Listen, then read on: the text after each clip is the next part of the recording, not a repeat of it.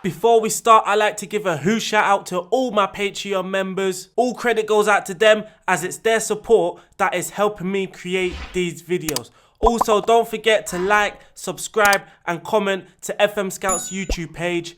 Peace and enjoy the video. Also for this video, I did use Pro's transfer update, so please, if you want to use the update, use this one. Hello ladies and gentlemen, and welcome back to FMSCOUT's YouTube channel. It is RDF, and today we're going to be looking at another tactical recreation. Yes, it will be Zinedine Zidane 4-3-3 at Real Madrid. Before we carry on, I just want to give a little shout out to EPMD. Yesterday he commented on a video. He appreciates the video I am making, but he would also like to see some detailed match stats against typical opponents. Things like number of crosses, number of corners, fouls, possession, etc. So I have taken that on board and I will try and add that in today's video. We're going to see how it goes on. If people like it, then we'll just carry on using it. If not, then it doesn't really matter, does it? But for today's video, we're going to be covering Zidane's 4-3-3. I've called it the return of the Galacticos because I managed to get Hazard and Bale performing to the levels that we expected them to perform when they joined Real Madrid. Well, Bale actually has performed. He scored some very important goals. That's more of a personal issue with them and Real Madrid, but it doesn't matter. We have called this the return of the Galacticos. As you can see, the top goal scorer was Gareth Bale, scoring 33 goals. He was also the highest average rated player. So Madrid, you're using him wrong. Just watch this video, Madrid. Most assists is Toni Kroos with 15 assists. Best pass completion, Casemiro. Most player of the match awards, again, Gareth Bale. Casemiro picked up the most yellow cards and red, that's not surprising. Isco and Gareth Bale also picked up a red card. As you can see in the league table, we played 38, we won 31, drew 5, we lost 2. We lost those 2 against Barcelona away and Alaves at home. Disappointing. We scored 103 and we only conceded 13. Again, a very good defensive record, but this was a very good and challenging season in the La Liga. As you can see, the top 3 all reaching 90 points or more. Did we win any other competitions?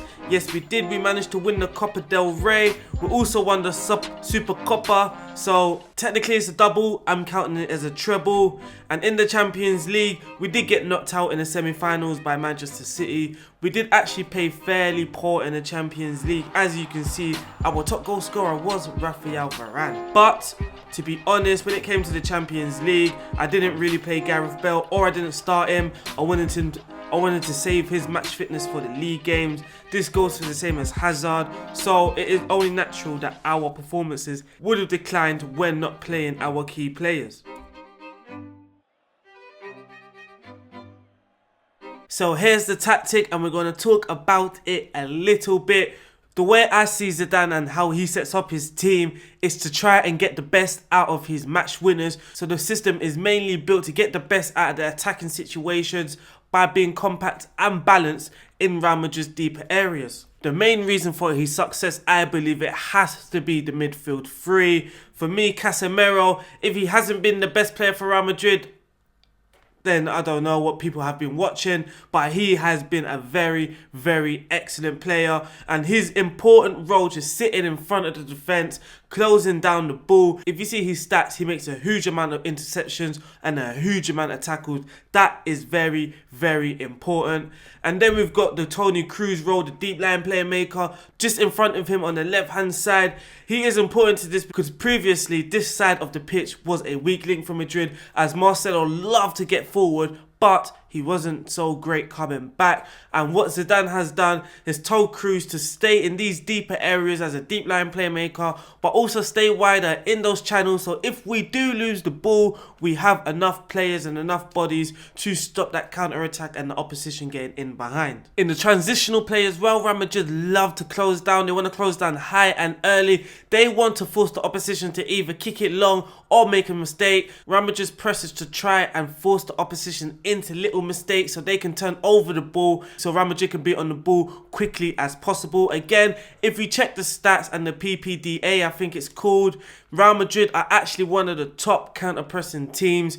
around in Europe right now. Then we have another playmaker, a further up playmaker, someone that plays around in the number 10, number 8 role, and he will be playmaking in those advanced areas of the pitch. So we have a lot of creativity in midfield alongside some defensive stability.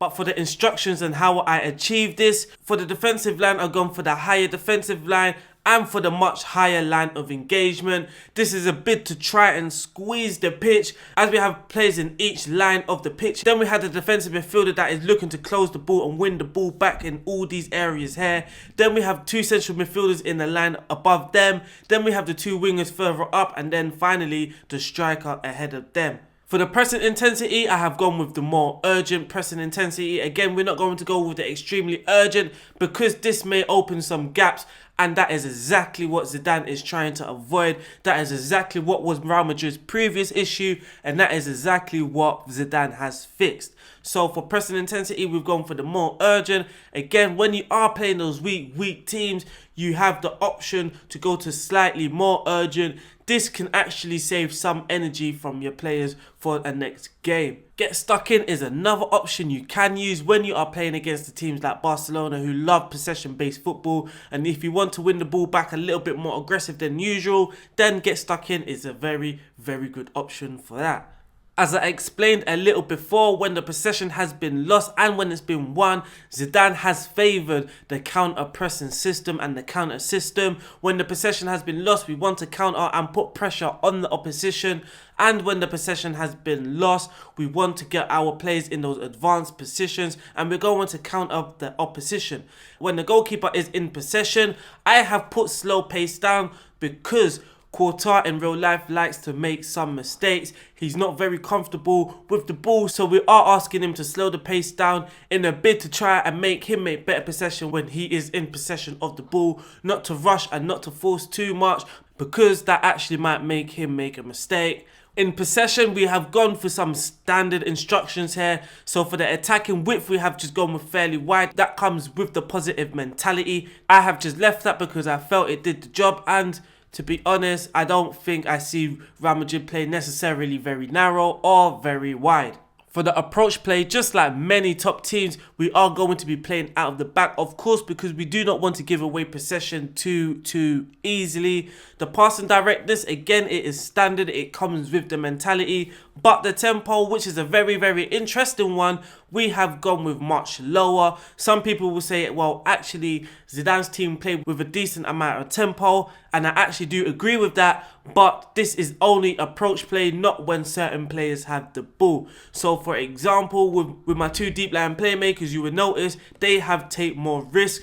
And when they are taking more risk, then that usually means they will be speeding up their tempo just a little bit when they're on the ball. In the final third, again, Real Madrid put in so many crosses, and it's got a lot of headers during the season. I think this is actually a key weapon to their attack, and it's something that I wish Bell was still in the team because he is fairly good at heading. Again, this is something that I actually managed to replicate into Football Manager, and maybe I did replicate it a bit too much because as we see here, when we click on key headers, Gareth Bale made 104 key headers, and a lot of his goals were actually from the back post with him getting in the box with his head. And for the creative freedom, Zidane, like I said, it is the return of the Galacticos. So the front three, they must have the absolute freedom to express themselves as they want. But not just the front three, it's also the playmakers, which is giving them that little extra license just to go and express themselves. And so now for the player roles, for the goalkeeper, we have just gone for the sweeper keeper, no special instructions. For the left back, we have gone with a complete wing back, someone that has the license to get up and down the pitch, but also to create the overlaps for the wingers as they will be coming inside a lot, trying to overload these positions here. The only instruction I have given him is to cross aim into the centre. For the two centre backs, this is going to be a big question mark for most people. This will be in the comments, I know it will be. But but I have opted to go for 2 centre backs rather than the ball playing defenders, because like I explained a little bit earlier, my players were just kicking the ball long for no good reason at all. And when you're playing with ball playing defenders, you're actually asking them to take more risks and you're giving them more creative freedom within the tactical shape. Yes, these players are very, very comfortable on the ball, but that will still show with these instructions. Just because a player is comfortable with the ball, it does not mean you have to use a ball playing defender. And for the right back, we have gone with a traditional full-back role. The Danny Carvajal role for me, I think he's a lot more reserved than the left back. He plays a little bit more safer and a little less direct than the wing back. But nonetheless, he will be asked to get further forward, run wide with the ball to try and stretch the play, as Bell will be coming inside with the ball, cross aim into the centre, and just play a little bit more direct football. For the defensive midfielder role, we have gone with the anchor man, asking him to close down and tackle harder. Casemiro coming with a 7.36 average rating. That is very, very high for a defensive midfielder, especially an anchor man. And in the league, he averaged 3 tackles per game. That is a very, very good number. For the Toni Kroos role, we're going to ask him to be a deep line playmaker. I'm asking him to dribble less, so when he has the ball, I want him to be looking for a pass straight away, not to dribble his way through anything or anyone. I want him to be looking for that pass. I'm asking him to stay wider, not in a bid to stretch the pitch, but like I said earlier, to try and give us a little bit more tactical solidarity. When the complete wing back does then bond forward, we have someone in those wider areas trying to cover. We have him closing down more. It's a little bit of a split press that Zidane kind of uses. His defenders don't really close down, but his midfields really do close down. So that is what we've gone for. Close down more and tackle harder in those midfield areas to try and win the ball back aggressively and as quick as possible. And for the Luka Modric role, we have gone with the Roman playmaker. This could have been 3 different roles. I did try all 3 different roles. So what I did try is a Roman playmaker. Very, very good. Advanced playmaker, it was okay. The advanced playmaker did actually come back a lot more deeper than a Roman playmaker for some reason, and he didn't have no effectiveness in these areas really. Then I did try the Carrilero, and again, it was actually a very, very good option. So you can use a Carrilero when you're playing against the tougher oppositions, or a Roman playmaker when you are playing against the typical opponents. But he has closed down more and tackle harder, just like Toni Kroos does, for the same reasons. On the left hand side of attack, we have Eden Hazard. We're going to be asking him to hold up the ball. This is something Eden Hazard does naturally, already has stopped play as a player trait. But what we're trying to do is get him to stop play as frequent as possible. And what he's doing is trying to slow down the pace, assess his option, and he will either dribble more or pick out a pass. And I feel this is exactly what Eden Hazard does. The other instructions are get further forward when we are in possession of the ball, roam around, look for pockets, and sit narrower to try and be more involved in the game and in possession. For the right hand side of attack, we have the Gareth Bale, inside forward. Very, very important player for me, as you saw a little bit earlier, scoring a huge amount of goals. But not just scoring a huge amount of goals, also assisting. He has 13 assists to his name alongside 28 goals within the league. He has the instructions of get further forward and roam around from his position. Last and not least, we have the striker, the Karim Benzema role. This could have been many different options. We could have went for the deep lying forward, which is something that I feel Benzema typically is. He likes to come deeper, collect the ball, play it out in those wide areas, get involved with the build-up. We could have went for the complete forward role, but for me, that role is a little bit too attacking for my liking. And we could have went with a pressing forward role on support, something that I didn't actually go for in the end, because I feel this role just works better in the game when you're trying to achieve a striker that likes to hold up the play and likes to be the link-up player. Though that is exactly what the deep line forward should be doing, I feel the pressing forward does it a little bit more better. Also, the pressing forward helps us with our press to try and win the ball back as soon as possible. For his player instructions, I have gone with the pass it shorter, because he is holding up the ball and he is a support player. He's going to play a little bit more direct than usual, and I am just passing it shorter to try and tone that directness down. I've also got him to shoot less often because he enjoys bringing others into the game, and I have given him roam from position again to try and pick pockets. So there will be a lot of movement in the front three, them looking for spaces to try and be effective. The highest average rated player in the league though was Gareth Bale, so of course the best player in the league. And the third best player in the league was Toni Kroos, and just behind him was Eden Hazard. As you can see, my whole 11 here was basically just the best players in the league. When it comes to goals, Gareth Bale dominates the stats. He scored 28 goals, Karim Benzema with 23, and Eden Hazard with 18. So we have our front three all in the goals tally, especially in the top 10. That is very, very impressive. I don't think I've ever had that before. Average minutes per goal, Gareth Bale first, Karim Benzema is third, and Eden Hazard is there with 10th. Gareth Bale took the most shots throughout the season, no surprise. When it comes to assists, Gareth Bale, Luka Modric and Toni Kroos all on 13. They're all tied with the most assists in the league. Isco is there in 7th place, and then there's Marcelo in 10th. And Sergio, I don't know how to say this guy's name, so I'm just going to call him Sergio. He also has 7 assists. With key passes, Toni Kroos made 127 key passes. Luka Modric also in the list with 78. When it comes to chances created, Gareth Bale created the most chances for our Real Madrid team. And now when we look at our squad stats, you will see that Gareth Bale scored 33 and 38 with 14 assists. Benzema with 26 goals in 44 games with 4 assists. Eden Hazard with 21 goals in 39 games, 12 assists. Varane with 10 goals, so you know that set piece was huge.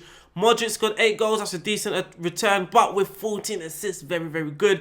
Isco getting 11 assists in 29 games, again, very, very good. With the assists, we actually have 5 players in double figures. Isco, Hazard, Modric, Bale and Kroos, with Sergio, Marcelo close behind them, and Dani Carvajal on 6. The highest average rated player for our team was Bale, Mendy when he played, Toni Kroos, Marcelo, Varane, Modric, Hazard, Ramos and Sergio with Casemiro. But that is it for today's video. Thank you guys so much for watching. I appreciate it. Please don't forget to like, subscribe and comment. Also, please stay safe out there. It is a crazy world at the moment. I love you guys and I see you soon. Peace.